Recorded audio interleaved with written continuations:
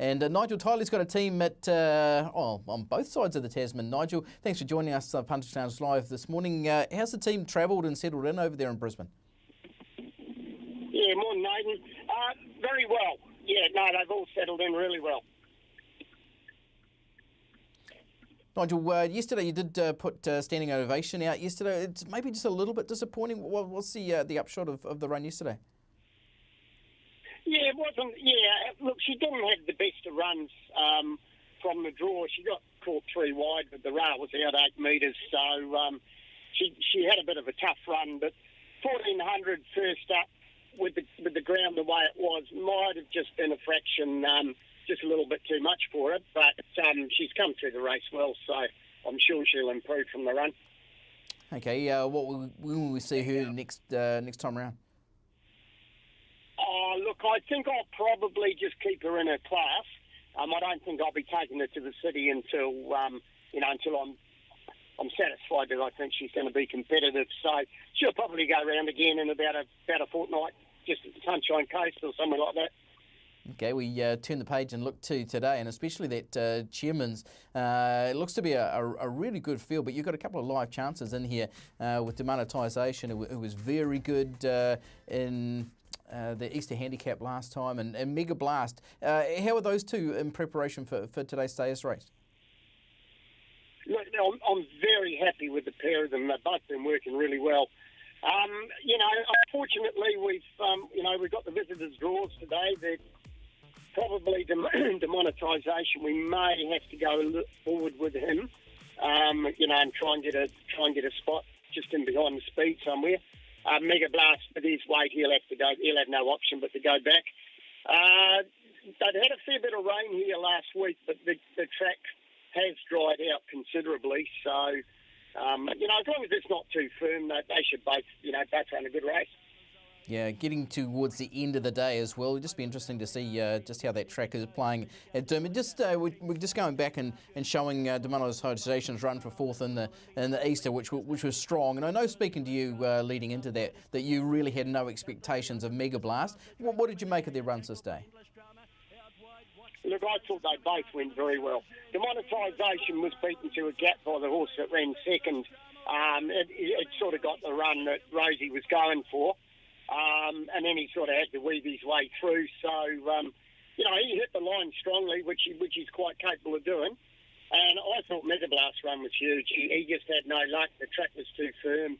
But, he was only 4 lengths from the winner. So, Jonathan Riddell got off him and said he went enormous. So, no, I was really pleased with the pair of them.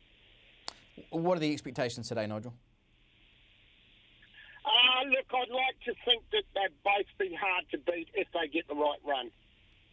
Okay, geez. They're going to need luck from the draw. It's we can't change it. It is what it is. So with a bit of luck in the running, I'd like to see them both run a nice race. I think they both will. You're getting 50s on Mega Blast. Should we have a piece of that? Well, if it was raining, I'd say take as much as you could. But look, to be fair, he's 57 on his back. He's going to. He would prefer a little bit more cut in the ground than what he's going to get today, I think. Okay, Nigel, you've got a big team over there in Brisbane. When are the next of your runners after today?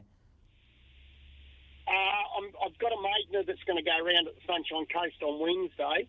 As long as she travels, she's travelling tomorrow. She'll be here by lunchtime. So as long as she comes through the flight, she'll be going around the Sunshine Coast on Wednesday. And I've got another maidener on the plane. And he'll probably go around Friday week, I think it is. Punters need names, Nigel. Can you identify them so we can go searching for prices? I'll probably name them when I get them here, Aidan.